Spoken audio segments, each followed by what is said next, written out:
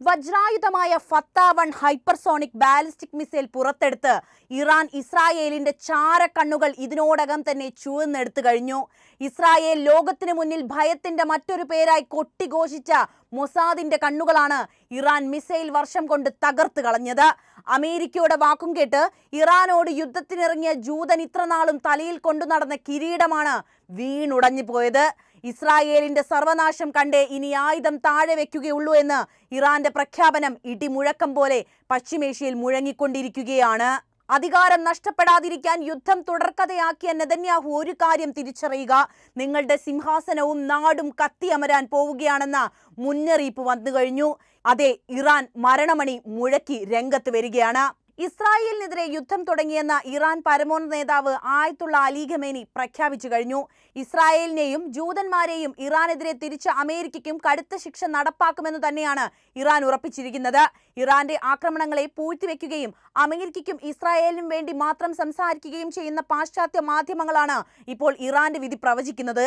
എന്നാൽ വേണ്ട എന്ന് കരുതിയ ഇടത്തു നിന്നും കരുത്തോടെ തിരിച്ചടിക്കാനും പശ്ചിമേഷ്യയിലെ ധൂമകേതുവായ അമേരിക്കയെയും ഇസ്രായേലിനെയും വടിച്ചു നീക്കാനുമുള്ള പുതിയ നീക്കങ്ങൾ ഇറാൻ ആരംഭിച്ചു കഴിഞ്ഞു. അതിനുവേണ്ടി രാജ്യത്തെ മനുഷ്യരോട് ഒന്നിച്ചു നിൽക്കാനാണ് ഇറാൻ ആവശ്യപ്പെട്ടിരിക്കുന്നത്. ഇറാന്റെ പരമോന്നത നേതാവ് ഖമേനിയെ വധിച്ചുകൊണ്ട് ഈ യുദ്ധം അവസാനിപ്പിക്കണമെന്ന ഇസ്രായേലിന്റെ ആഗ്രഹത്തിനു മേലെയാണ് ഒരു കുലുക്കവുമില്ലാതെ ഇറാന്റെ നേതാവ് സംസാരിക്കുന്നത്. നിരുപാധികം കീഴടങ്ങണമെന്ന ട്രംപിന്റെ ഭീഷണിക്ക് മുട്ടുമടക്കില്ലെന്നും ഇറാൻ വ്യക്തമാക്കി കഴിഞ്ഞു. ആയത്തുള്ള അലി ഖമേനി ഒളിച്ചിരിക്കുന്നത് എവിടെയാണെന്ന് അറിയാമെന്നും അദ്ദേഹം ഒരു ഈസി ടാർഗറ്റ് ആണെന്നും US പ്രസിഡന്റ് ട്രംപ് ഇന്നലെ അവകാശപ്പെട്ടിരുന്നു. ഇറാനോട് നിരുപാധികം കീഴടങ്ങണമെന്നും ട്രംപ് ആവശ്യപ്പെടുകയും ചെയ്തിട്ടുണ്ട്. ഇതിന് പിന്നാലെയാണ് ഖമേനി ഈ യുദ്ധം തുടങ്ങിയെന്ന് പറയുന്ന സോഷ്യൽ മീഡിയ പോസ്റ്റ് പങ്കുവെക്കുന്നത്. യുദ്ധത്തിൽ നേരിട്ട് പങ്കാളിയാകാൻ അമേരിക്ക തയ്യാറാകുന്നതായിട്ടുള്ള സൂചനകളും വന്നിട്ടുണ്ട്. ഇറാനെതിരെ US നേരിട്ട് ഇറങ്ങിയേക്കുമെന്നാണ് ഇസ്രായേൽ മാധ്യമങ്ങൾ റിപ്പോർട്ട് ചെയ്യുന്നത്. ഇസ്രായേലിന്റെ ചാനൽ 12 ആണ് ഉദ്യോഗസ്ഥരെ ഉദ്ധരിച്ച് ഇക്കാര്യം റിപ്പോർട്ട് ചെയ്തത്. യുദ്ധത്തിനിറങ്ങുന്നതിനെതിരെ ട്രംപ് ടീമിൽ തന്നെ ഭിന്നതയുണ്ട്. 2 ആഴ്ചയ്ക്കുള്ളിൽ ഇറാനിൽ ലക്ഷ്യം നേടുമെന്ന് ഇസ്രായേൽ പ്രധാനമന്ത്രി ബെഞ്ചമിൻ നെതന്യാഹു പറഞ്ഞിട്ടുണ്ട്. അതിനിടെ US സുരക്ഷാ കൗൺസിൽ യോഗവും അവസാനിച്ചു. 1 മണിക്കൂർ 20 മിനിറ്റായിരുന്നു ട്രംപ് പങ്കെടുത്ത യോഗം നീണ്ടുനിന്നത്. ബങ്കർ ബസ്റ്റർ ബോംബുകൾ ഉപയോഗിക്കുന്നത് ചർച്ചയായെന്ന് മാധ്യമങ്ങൾ വ്യക്തമാക്കിയിട്ടുണ്ട്. ഇസ്രായേലിന് റിഫ്യൂവൽ എയർക്രാഫ്റ്റുകൾ നൽകുന്നതായും ചർച്ചയായിട്ടുണ്ട്. യോഗത്തിലെ തീരുമാനങ്ങൾ ഇതുവരെ പുറത്തുവിട്ടിട്ടില്ല. അതിനിടെ ഇറാനെ ആക്രമിക്കാൻ US തീരുമാനമെടുത്തിട്ടില്ലെന്നും റിപ്പോർട്ടുകൾ പുറത്തുവരുന്നു. US ഉദ്യോഗസ്ഥരെ ഉദ്ധരിച്ച് വാൾ സ്ട്രീറ്റ് ജേണലാണ് ഇക്കാര്യം റിപ്പോർട്ട് ചെയ്തത്. ഇറാനെ നേരിട്ട് ആക്രമിക്കുന്നത് പല ഓപ്ഷനുകളിൽ ഒന്ന് മാത്രമാണെന്നാണ് റിപ്പോർട്ടുകൾ ചൂണ്ടിക്കാണിക്കുന്നത്. അതേസമയം ഇസ്രായേലിന്റെ F-35 ഫൈറ്റർ ജെറ്റ് വെടിവെച്ചിട്ടതായി ഇറാൻ അവകാശപ്പെട്ടു. പിടിക്കപ്പെട്ട ഇസ്രായേലി പൈലറ്റുമാരുടെ വീഡിയോ ഉടൻ പുറത്തുവിടുമെന്ന് ടെഹ്റാൻ ടൈംസും റിപ്പോർട്ട് ചെയ്തു. 2 ഇസ്രായേലി യുദ്ധവിമാന പൈലറ്റുമാർ കസ്റ്റഡിയിലുണ്ടെന്നും അവരിൽ ഒരാൾ സ്ത്രീയാണെന്നും ഇറാൻ അധികൃതർ അവകാശപ്പെടുന്നു. അതേസമയം F-35 ഫൈറ്റർ ജെറ്റ് വെടിവെച്ചിട്ടതിനെക്കുറിച്ചോ പൈലറ്റുമാരിൽ ആരെയെങ്കിലും കാണാതായതിനെക്കുറിച്ചോ ഇസ്രായേൽ ഇതുവരെ പ്രതികരിച്ചിട്ടില്ല. ഇറാന്റെ വ്യോമ പ്രതിരോധ സംവിധാനങ്ങൾ വിമാനം തിരിച്ചറിയുകയും മിസൈൽ ഉപയോഗിച്ചത് ഇസ്രായേലിന്റെ F-35 ഫൈറ്റർ ജെറ്റ് വെടിവെച്ചിടുകയായിരുന്നുവെന്നും തസ്നീം വാർത്താ ഏജൻസി റിപ്പോർട്ട് ചെയ്തു. മാത്രവുമല്ല, ഇസ്രായേലിന്റെ മിലിറ്ററി ഇന്റലിജൻസ് ഡയറക്ടറേറ്റും ടെൽ അവീവിൽ സ്ഥിതി ചെയ്യുന്ന മൊസാദിന്റെ ഓപ്പറേഷൻ സെന്ററും ആക്രമിച്ചതായി ഇറാൻ പ്രഖ്യാപിച്ചിട്ടുമുണ്ട്.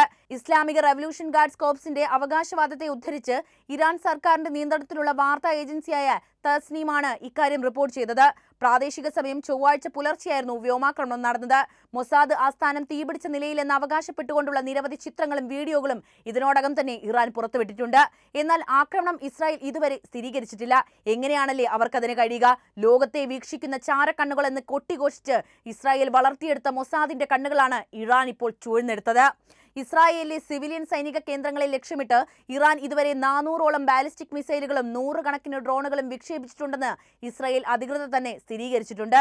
എന്നാൽ ഇന്നലെ രാത്രിയിൽ ഇറാന്റെ മിസൈൽ വർഷം കുറഞ്ഞെന്നും ഇറാനിലെ വിക്ഷേപണ കേന്ദ്രങ്ങൾ തകർന്നതിന്റെ തെളിവാണിതെന്നുമാണ് ഇസ്രായേൽ പറയുന്നത്. ഇറാന്റെ സൈനിക കമാൻഡർ അലി ഷദാമിനെ വധിച്ചതായും ഇസ്രായേൽ അറിയിച്ചു. ടെഹ്റാനിൽ നടന്ന ആക്രമണത്തിലാണ് അലി ഷദാംതി കൊല്ലപ്പെട്ടുവെന്നാണ് ഇസ്രായേൽ സൈന്യം അവകാശപ്പെടുന്നത്. ഇറാനിയൻ പരമോന്നത നേതാവ് ആയത്തുള്ള ഖമേനിയുമായി ഏറ്റവും അടുത്ത ബന്ധം സൂക്ഷിക്കുന്ന ഷദാംനി രാജ്യത്തെ ഏറ്റവും മുതിർന്ന സൈനിക കമാൻഡറാണ്. പക്ഷേ അദ്ദേഹത്തിനൊന്നും സംഭവിച്ചിട്ടില്ലെന്നും അദ്ദേഹം കൊല്ലപ്പെട്ടില്ലെന്നുമാണ് ഇറാന്റെ പക്ഷം. ഇറാന്റെ ബാലിസ്റ്റിക് മിസൈലിന്റെ യഥാർത്ഥ കരുത്ത് വെളിപ്പെട്ടത് ഇപ്പോൾ നടക്കുന്ന ഇസ്രായേൽ-ഇറാൻ സംഘർഷത്തിൽ തന്നെയാണ്. പ്രകോപനമില്ലാതെ ഇസ്രായേൽ പ്രധാനമന്ത്രി ബെഞ്ചമിൻ നെതന്യാഹു ഇറാന്റെ തന്ത്രപ്രധാന സ്ഥലങ്ങൾ ആക്രമിക്കാൻ ഉത്തരവ് കൊടുത്തത് പ്രത്യേകിച്ചും 2 കാരണങ്ങൾ കൊണ്ടാണ്.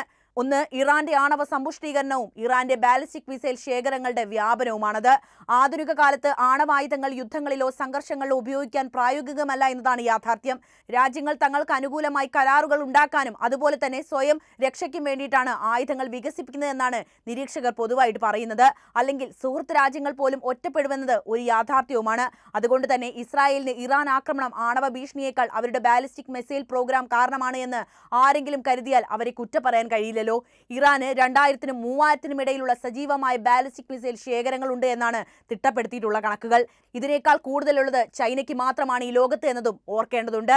ഈ ഇസ്രായേൽ ഇറാൻ സംഘർഷത്തിൽ നാളിതുവരെ ഏകദേശം 300 ബാലിസ്റ്റിക് മിസൈലുകളും അതിന്റെ ഇരട്ടിയോളം ഡ്രോണുകളും മാത്രമാണ് ഇസ്രായേലിന് നേരെ പ്രയോഗിച്ചിട്ടുള്ളത്. ടെല്ലവീവ്, ജെറുസലേം, ഹെയ്ഫ എന്നിവയെ ലക്ഷ്യമാക്കി നടത്തിയ ഈ ആക്രമണത്തിൽ ഇസ്രായേൽ നിർമ്മിത അയൺ ഡോമും അമേരിക്കൻ നിർമ്മിത താഡ്, അതായത് ടെർമിനൽ ഹൈ ആൾട്ടിറ്റ്യൂഡ് ഏരിയ ഡിഫൻസും വ്യോമ പ്രതിരോധ സംവിധാനങ്ങളും അടക്കം 5 തലത്തിലുള്ള ഇസ്രായേൽ വ്യോമ പ്രതിരോധങ്ങൾ തകർത്തത് ഇറാന്റെ ആയുധങ്ങളാണ്. ഇതോടെ ഇറാന്റെ ബാലിസ്റ്റിക് മിസൈൽ ശക്തിയെ ലോകത്തിന് മനസ്സിലാക്കേണ്ടതായി വന്നു. ഇറാന്റെ ബാലിസ്റ്റിക് മിസൈൽ പ്രോഗ്രാം ലോകത്തോട് നൽകുന്ന സന്ദേശം വളരെ വ്യക്തവുമാണ്. ഇത് വെറും യുദ്ധായുധങ്ങളുടെ സമാഹാരമല്ല, മറിച്ച് ഒരു രാഷ്ട്രത്തിന്റെ ആത്മാഭിമാനം പ്രഖ്യാപിക്കുന്ന പ്രതീകം കൂടിയാണ് ഇറാൻ വികസിപ്പിച്ചെടുത്ത മിസൈലുകൾ.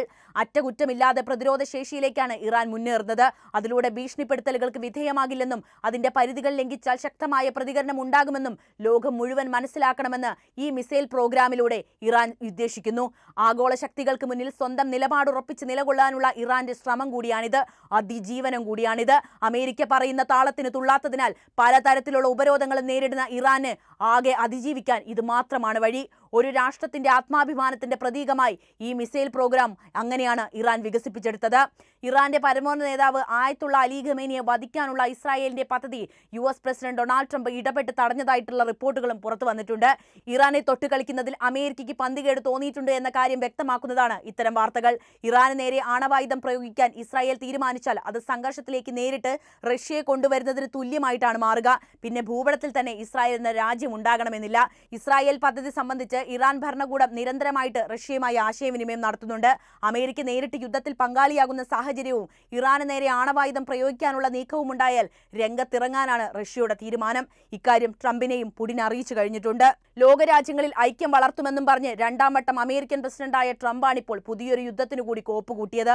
എന്നാൽ പിന്നീട് തന്റെ സമീപനത്തിൽ ഒരു അയവ് വരുത്തി ഇന്ത്യ പാക് തർക്കം എങ്ങനെയാണോ പരിഹരിച്ചത് അതുപോലെ ഇതും പരിഹരിക്കുമെന്നും പറഞ്ഞ് ട്രംപ് രംഗത്തെത്തി. പക്ഷേ ഇന്ത്യ അപ്പോൾ തന്നെ പറഞ്ഞതാണ് ട്രംപിന് ഇതിൽ ഒരു പങ്കാളിത്തവുമില്ല. എന്നിട്ടും വാഷിംഗ്ടൺ പോസ്റ്റും ബ്ലൂബർഗും പോലുള്ള പാശ്ചാത്യ മാധ്യമങ്ങൾ വിറ്റഴിക്കാൻ ശ്രമിക്കുന്ന ആഹ്വാനം അമേരിക്ക തടയാൻ ശ്രമിച്ചിട്ടും ഇസ്രായേൽ യുദ്ധത്തിന്റെ വഴി സ്വീകരിച്ചു എന്നതാണ്. എത്ര വിരോധാഭാസമല്ലേ? അന്നം കഴിക്കുന്ന ആർക്കും മനസ്സിലാകില്ല എന്നായിരിക്കണം അവർ കരുതിയത്. അമേരിക്ക എന്ന സാമ്രാജ്യത്വ രാഷ്ട്രത്തിന് ആ സാമ്രാജ്യത്വ താല്പര്യങ്ങൾ നിലനിർത്തണമെങ്കിൽ യുദ്ധം അനിവാര്യമാണ്. അതുതന്നെയാണ് പശ്ചിമേഷ്യയിൽ കഴിഞ്ഞ കുറേ നാളുകളായി സംഭവിച്ചുകൊണ്ടിരിക്കുന്നത്.